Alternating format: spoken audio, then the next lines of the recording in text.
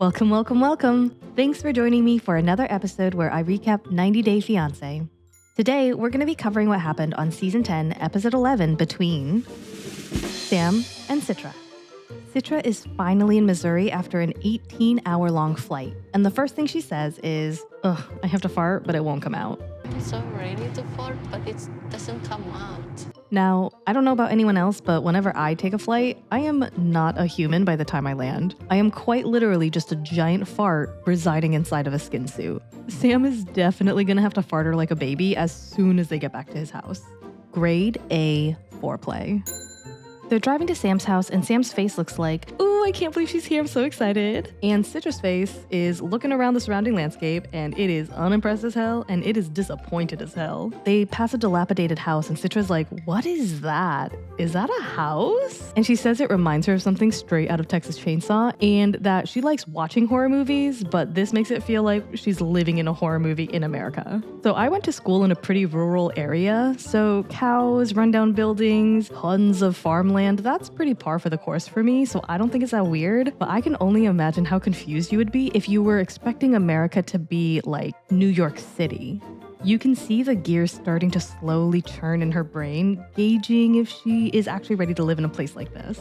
On top of the surrounding area not looking the way that Citra had imagined, she's also growing concerned that she's about to live in a house with 3 men, Sam, his brother, and their father, which I kind of get. I don't think I would be comfortable living in a house with 3 other dudes, 2 of whom are strangers. Like, I don't know, I would rather live in a small studio with a dog and barely a kitchen.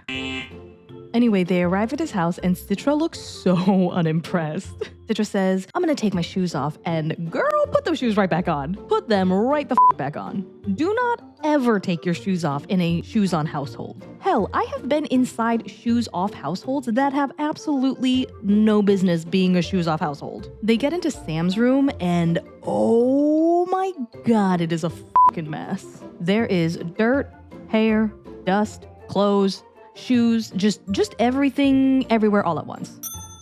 I can see Citra trying really hard not to have her eyeballs pop out of her damn head. I'm a little upset right now because in this situation, Sam, the love of your life that you are about to marry, flies 18 hours across the globe to come and live with you, and you can't take a day to clean up?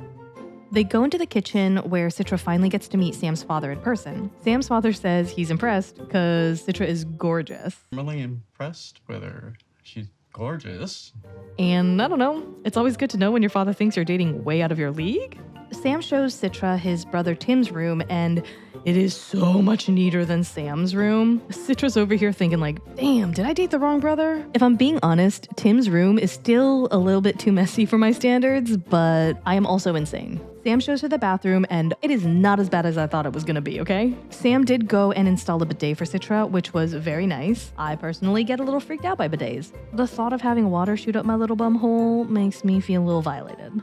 But to be honest, I have also heard that a lot of men's undies have poop streaks in them because they are not wiping well enough. So I don't know, maybe we should all just get some bidets and experience that booty wash. Anyway, getting back on track. They get back to his room and he says, it's not as bad or as messy as you thought, right? Not all messy, as bad as you thought?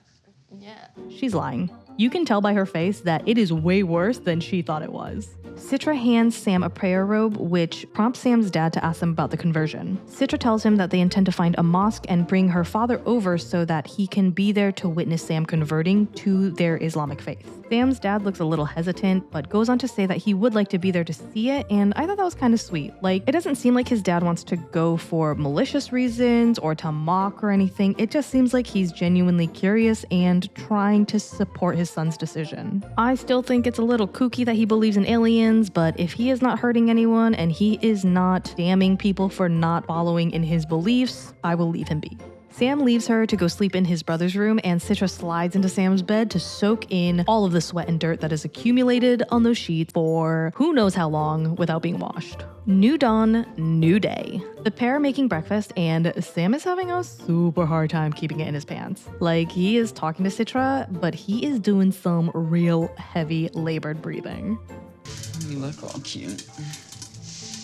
With your tiny little hands. Horn dog. She mentions that they have to go clean his car because it is dirty. and her sisters will be mean about it, and her father's gonna be super mad if they pick him up in the car in its current state, which I totally get. I think if I were her dad, I would also be mad if you picked me up in that car. It would be super disrespectful. Also, isn't he living out of that car most days? So what, is he just sleeping in all of that trash and dirt? They head to the car wash and Citra asks Sam when the last time he washed his car was, and he says, "Does it matter?" And I feel like that's gonna be his answer for a lot of things. When did you wash the car? Does it matter? When was the last time you showered? Does it matter? How long has this milk been spoiling in the fridge? Does it matter?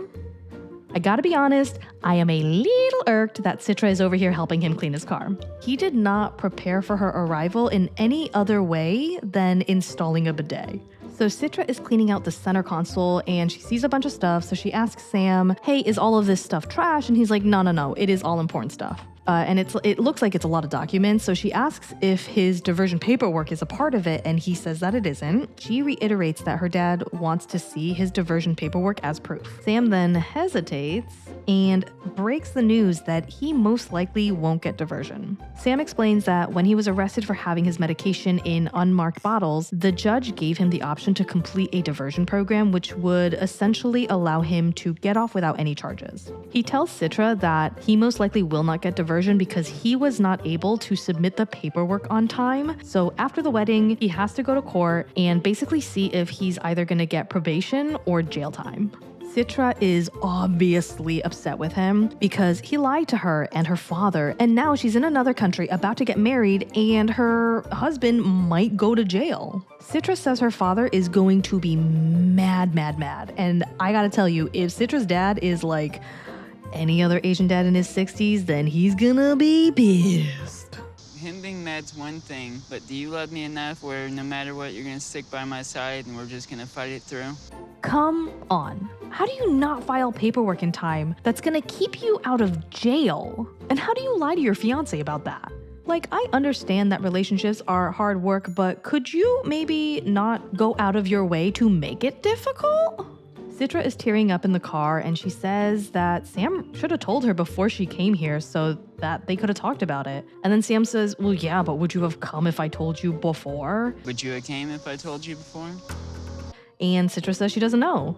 And that blows my mind that Sam knew that there was a chance that he could be going to jail right after he got married. And he decided not to tell his future wife about that. Sam goes on to say that he feels like Citra is probably wondering if she made the right decision coming here, but like, dude, you had 1,000% control over that. Like, why not just tell her and then go through the process of going to court and seeing what their decision was, and then if you have probation, sure, this is a great time for Citra to come down and proceed with the wedding. Or if you have to go to jail, maybe you hold off on the wedding for a little bit. You know, it's insane to me that he was okay with the idea of her leaving her family, coming to the States, marrying him, and then just being in a house with his dad and brother almost immediately because he's in jail. If Citra goes back to Indonesia, I'm sorry, but A, it was avoidable, and B, it was your fault. Anyway, that's it for this recap. Christmas is right around the corner for me, so in case I'm not able to upload again until after the holidays, I hope everyone has a wonderful holiday. Thank you so much for joining me on this trip, and as always, thanks for not letting me ride this train wreck alone. Bye.